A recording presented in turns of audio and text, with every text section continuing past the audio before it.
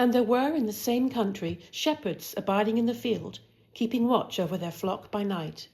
And lo, the angel of the Lord came upon them, and the glory of the Lord shone round about them, and they were sore afraid. And the angel said unto them, Fear not, for behold, I bring you good tidings of great joy, which shall be to all people. For unto you is born this day in the city of David a Saviour, which is Christ the Lord. And this shall be a sign unto you. You shall find the babe wrapped in swaddling clothes, lying in a manger. And suddenly there was with the angel a multitude of the heavenly host, praising God and saying, Glory to God in the highest, and on earth peace, good will toward men.